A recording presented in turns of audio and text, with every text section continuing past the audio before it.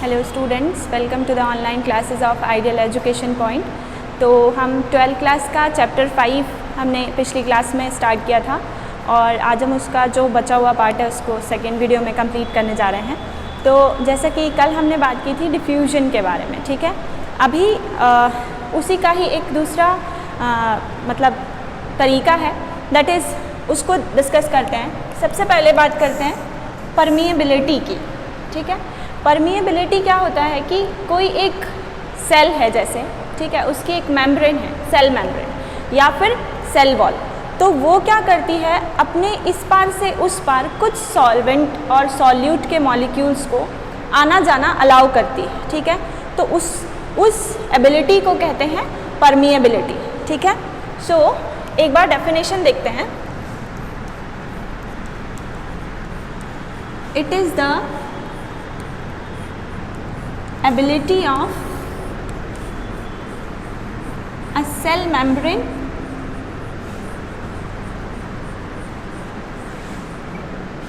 or cell wall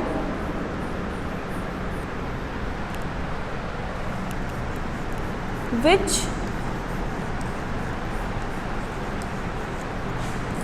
allow to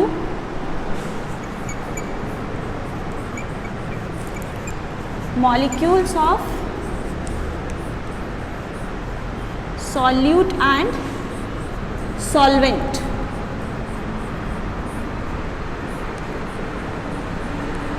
through it, ठीक है। एक मेम्ब्रेन की वो एबिलिटी जिसकी वजह से वो सॉल्यूट और सॉल्वेंट के मॉलिक्यूल्स को इस पार से उस पार आना जाना अलाउ करती है, ठीक है। फॉर एग्जाम्पल जैसे ये एक बीकर है, इसमें वाटर है, ठीक है। जब हम इसमें रेजिन मॉलिक्यूल्स डालते हैं, किशमिश, ओके, तो क्या होता है, वाटर के जो मॉलिक्यूल हैं वो अंदर की तरफ मूव करते हैं, ठीक है।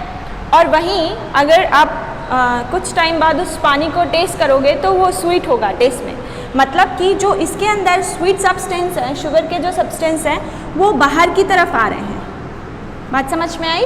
तो सॉल्यूट एंड सॉल्वेंट के जो मॉलिक्यूल्स हैं वो अंदर और बाहर की तरफ मूव करते हैं, ठीक है ना।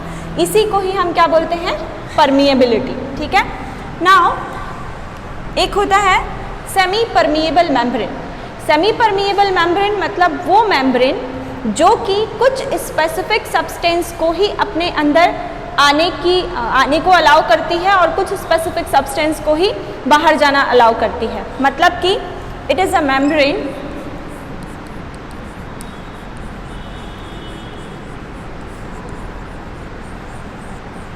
which allow transportation of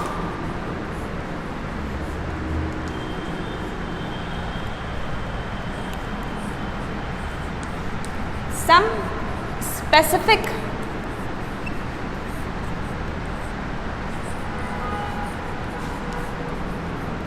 substances through it,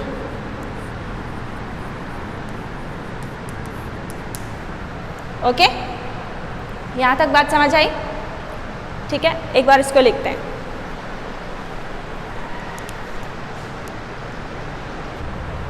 so specific substances को अलाउ करती है and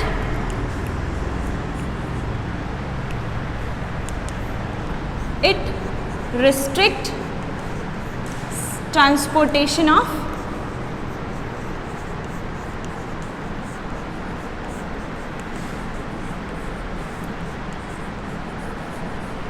some other substances,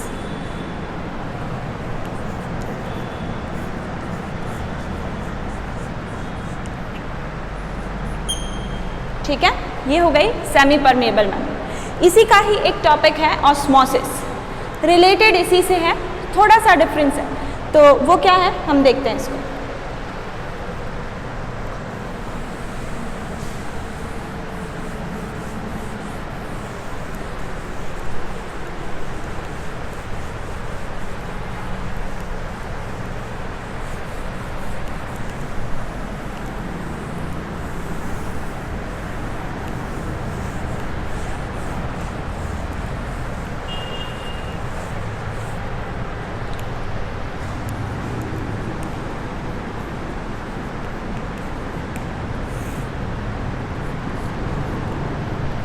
osmosis. इसमें क्या होता है, अभी जो हमने रेजिन वाला एग्जाम्पल लिया एक्चुअली वो ऑस्मोसिस के लिए, ठीक है, मतलब उसमें हमने मेम्ब्रेन को परमिएबल बताया, लेकिन यहाँ पे क्या है, हम बात करेंगे उसी को लेके ऑस्मोसिस की। So it is a process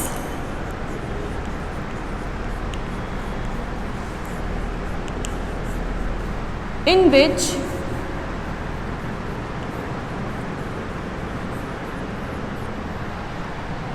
molecules of solvent, ठीक है, moves from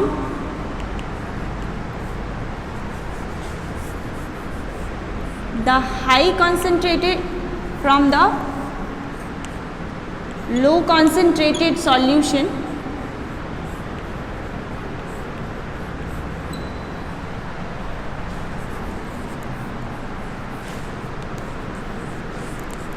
to the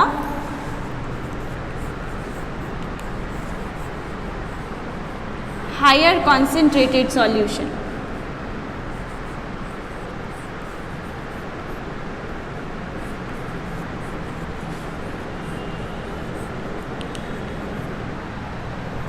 low concentrated solution और हायर कॉन्सेंट्रेटेड सॉल्यूशन दो मतलब डिफरेंट सॉल्यूशन है, समझते हैं इसको, दो डिफरेंट सॉल्यूशन है जिनको एक परमिएबल मेम्ब्रेन के थ्रू और सेमी परमिएबल मेम्ब्रेन के थ्रू ट्रांसफ़र किया गया, मतलब सेपरेट किया गया, ठीक है।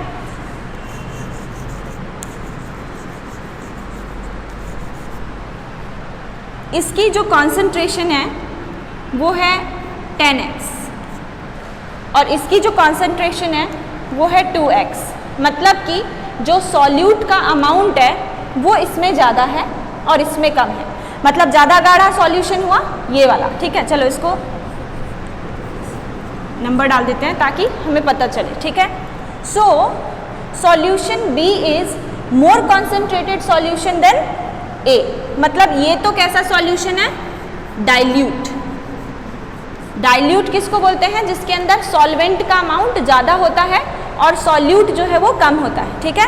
थोड़ा सा कंफ्यूजन क्लियर कर देते हैं, सॉल्यूट एंड सॉल्वेंट एक बार वापस से वैसे कल हमने क्लियर किया था, बट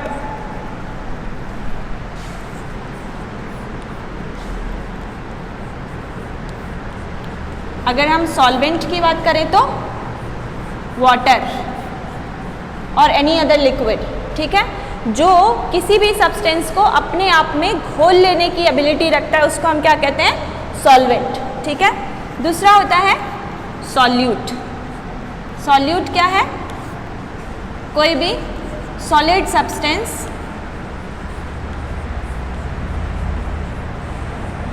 जिसके अंदर घुलने की एबिलिटी होती है, ठीक है। तो इसके अंदर क्या है, this is the concentrated solution, मतलब इसमें सॉल्वेंट का अमाउंट जो है दोनों के अंदर इक्वल है, लेकिन सॉल्यूट जो है वो इसके अंदर ज़्यादा है और इसके अंदर कम है। बात समझ में आई। अब देखो क्या होता है, हमने बात की यहाँ पे कि एक सॉल्यूशन जिसको हमने सेमी परमिएबल मेम्ब्रेन के थ्रू सेपरेट किया, जिसमें दोनों तरफ अलग अलग कॉन्सेंट्रेशन वाले सॉल्यूशन हैं, तो जिधर डाइल्यूट सॉल्यूशन होगा, डाइल्यूट से मूवमेंट होगी कॉन्सेंट्रेटेड सॉल्यूशन की तरफ, ठीक है, यही लिखा है, moves from the molecules of solvent moves from the low concentrated solution to the higher concentrated solution, ठीक है। ये लो कॉन्सेंट्रेटेड सॉल्यूशन है और ये हाई कॉन्सेंट्रेटेड सॉल्यूशन है। तो इधर से इधर की तरफ ये जो मूवमेंट है वो क्या होगी, movement from A to B is more. इधर से इधर जो मूवमेंट होगी वो बहुत ही कम होगी। बात समझ आई। मूवमेंट जो है मॉलिक्यूल्स का वो दोनों ही डायरेक्शन में होता है, मतलब कभी भी ऐसा नहीं होता है कि जिधर की तरफ मतलब अगर हमने ये बोला है कि मॉलिक्यूल हाई कंसंट्रेशन से लो कंसंट्रेशन की तरफ मूव करते हैं, molecules have tendency to move from their high concentration to low concentration, ठीक है। लेकिन हमने यहाँ पे कॉन्सेंट्रेटेड सॉल्यूशन यूज़ किया है ना, कॉन्सेंट्रेशन नहीं बोला है। बात समझ में आ रही है, डिफरेंस समझ आ रहा है। अब देखो मूवमेंट जो है वो दोनों ही साइड होगी। बात इतनी है कि इधर से इधर की तरफ ज़्यादा होगी और इधर से इधर की तरफ कम होगी। एक ऐसा पॉइंट आएगा जब दोनों का ही जो कॉन्सेंट्रेशन है वो इक्वल हो जाएगा, ठीक है। मतलब अगर इधर से इधर मूवमेंट करते रहे मॉलिक्यूल्स तो इन दोनों की कॉन्सेंट्रेशन इक्वल हो जाएगी, जितना इधर है उतना का उतना इधर हो जाएगा। तो क्या उस टाइम पे डिफ्यूजन जो है वो ज़ीरो होगा? डिफ्यूजन जीरो नहीं होगा। फिर जितने मॉलिक्यूल्स इधर से इधर आएंगे उतने मॉलिक्यूल इधर से इधर आएंगे। ये बात समझ में आ गई? Diffusion can not be zero at any point. Okay, so अब देखते हैं ऑस्मोसिस को दो टाइप में डिवाइड किया गया है। एक है एंडोऑस्मोसिस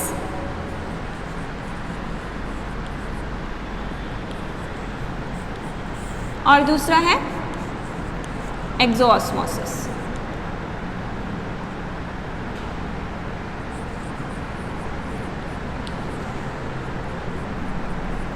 एंडोऑस्मोसिस के अंदर क्या होता है कि जो सॉल्वेंट के मॉलिक्यूल्स हैं वो बाहर से सेल के अंदर की तरफ मूव करते हैं, ठीक है। देखते हैं डेफिनेशन लिख के एक बार।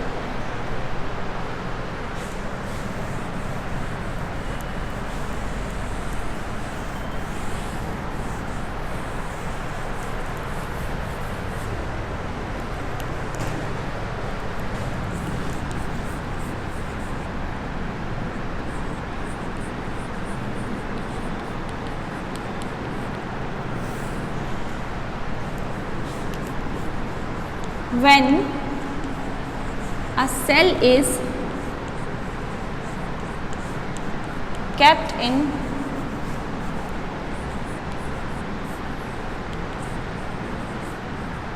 a dilute solution, मतलब कि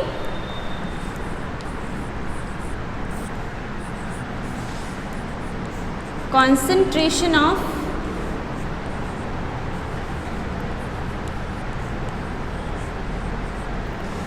solute is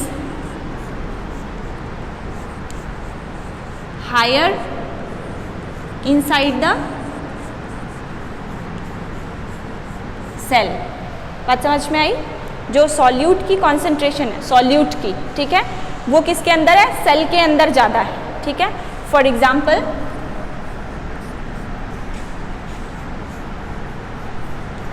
resins kept on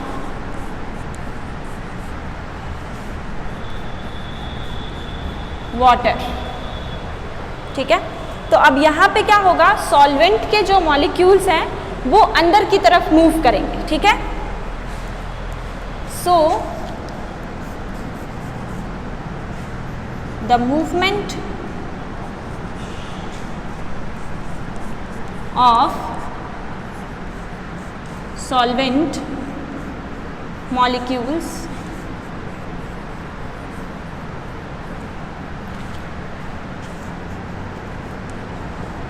take place inside the cell,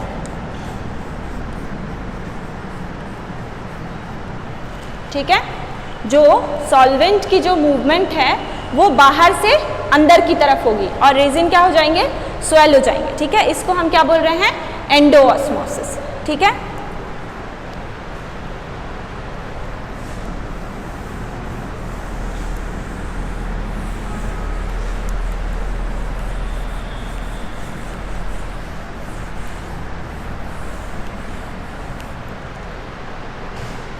the next one is exosmosis. इसी का ही दूसरा टाइप, मतलब कि मूवमेंट तो हो रही है सॉल्वेंट वाले मॉलिक्यूल्स की, ठीक है।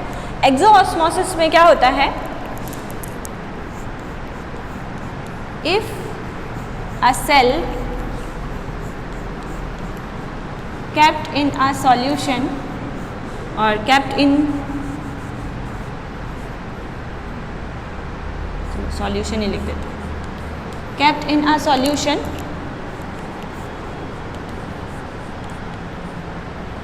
which is more concentrated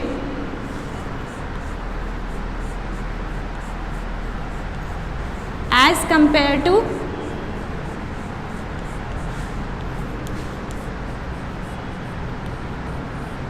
solution present inside the cell।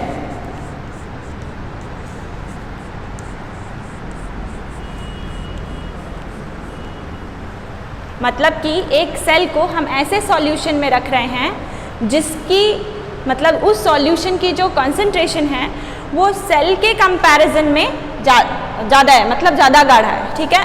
If a cell kept in a solution which is more concentrated as compare to solution present inside the cell, ठीक है, मीन्स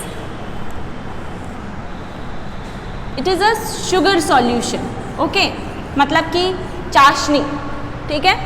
इसके अंदर अगर हम ग्रेप्स को डाल के रख दें, ग्रेप्स के अंदर क्या होगा, वाटर कंटेंट जो है वो ज़्यादा है, ठीक है। इसके अंदर क्या है, molecule of solvent are more outside the cell, ठीक है। तो जो मूवमेंट होगा किसका, सॉल्वेंट का, मतलब वाटर मॉलिक्यूल्स जो हैं वो किधर की तरफ जाएंगे, किधर आएंगे, जो ग्रेप्स हैं ग्रेप से बाहर की तरफ निकलेंगे, क्योंकि अगर हम कंपेयर करें तो ज़्यादा गाढ़ा सॉल्यूशन किसके अंदर है, मतलब ज़्यादा गाढ़ा सॉल्यूशन बाहर है, ठीक है, और इसके अंदर कम गाढ़ा सॉल्यूशन है सेल के अंदर। तो हमने पहले भी बात की थी ऑस्मोसिस में कि जो सॉल्वेंट के मॉलिक्यूल होते हैं वो लोअर कॉन्सेंट्रेटेड सॉल्यूशन से हायर कॉन्सेंट्रेटेड सॉल्यूशन की तरफ मूव करते हैं। तो यहाँ पे सॉल्यूशन कैसा है, यहाँ पे लोअर कॉन्सेंट्रेटेड सॉल्यूशन है और यहाँ हायर कॉन्सेंट्रेटेड सॉल्यूशन है। तो movement of solvent take place outside the cell, तो इसको हम क्या बोलेंगे, एक्सोऑस्मोसिस। ये बात समझ में आ गई। सो एग्जाम्पल लिख देते हैं, grapes kept in a concentrated sugar solution.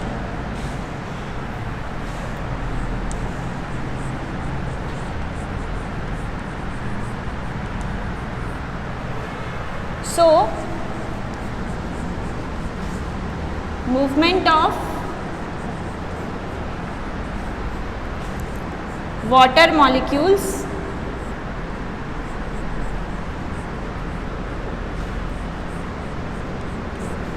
take place outside the cell.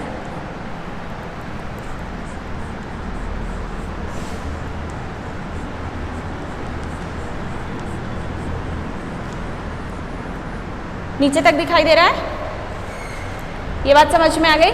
तो ये तो था एंडोऑस्मोसिस एंड एक्सोऑस्मोसिस। इसके बाद हम देखते हैं what is the importance of endosmosis and exosmosis. So here the importance of osmosis, इसमें क्या होता है कि वाटर का जो एब्जॉर्प्शन है, रूट हेयर जो होते हैं रूट के अंदर, वो वाटर को नीचे से एब्जॉर्ब करते हैं। तो ऐसा क्यों होता है, क्योंकि वाटर की जो कॉन्सेंट्रेशन है वो सॉइल के अंदर ज़्यादा है और रूट्स के अंदर कम है, ठीक है। तो इस वजह से वो ऊपर से नीचे की तरफ मूव करता है। Second thing, movement of water from one cell to another. ये जो मूवमेंट है वो उसी कंडीशन में होगी जब एक सेल के अंदर वाटर का कंटेंट जो है वो ज़्यादा होगा और दूसरी वाली सेल के अंदर कम होगा, ठीक है। तो जो सेल की जैसी रिक्वायरमेंट होती है, मतलब जैसे रूट सेल्स हैं, उन्होंने वाटर को एब्जॉर्ब किया और जो अपर वाली जो सेल्स हैं वो वाटर को यूटिलाइज करती हैं, तो ऊपर वाटर ख़त्म होता गया। तो इस वजह से जो एक सेल से दूसरी सेल में वाटर का ट्रांसमिशन है वो ऑस्मोसिस प्रोसेस के थ्रू ही पॉसिबल हो पाता है। तीसरा, ऑस्मोसिस की जो प्रोसेस है, मतलब अंदर से बाहर जाना या बाहर से अंदर आना, ये दोनों ही कंडीशन जो है वो प्लांट सेल्स को रेजिस्टेंट बनाती हैं ऐसी कंडीशन के लिए जैसे बहुत ज़्यादा कोल्ड हो रहा है। अब अगर वाटर का कंटेंट जो है वो सेल के अंदर ज़्यादा होगा तो वो फ्रीजिंग वाली कंडीशन को फेस करेगी, ठीक है। उस टाइम पे एक्सोऑस्मोसिस बहुत इंपॉर्टेंट है ताकि एक्स्ट्रा वाटर कंटेंट को बाहर निकाला जा सके। और डेसिकेशन, मतलब अगर बहुत ज़्यादा सेल स्वेल हो गई है, मतलब वाटर के अंदर जो सेल्स रहती हैं अगर उनके अंदर वाटर बहुत ज़्यादा चला जाए तो वो सेल बर्स्ट हो सकती है, ठीक है। तो उस टाइम पे एक्सोऑस्मोसिस की प्रोसेस होने लग जाती है जिससे सेल जो है वो पानी बाहर निकालेगी और वो अपने आप को बचा लेगी बर्स्ट होने से। तो ये तो है इम्पॉर्टेंस ऑस्मोसिस का, ठीक है। एक और चीज़ है प्लाज्मोलाइसिस एंड डीप्लाज्मोलाइसिस, इसी के जैसा है सेम, ठीक है। बस डेफिनेशन में थोड़ा सा डिफरेंस दे दिया गया है उसको, हम उसको कवर करेंगे नेक्स्ट वीडियो में। Thank you.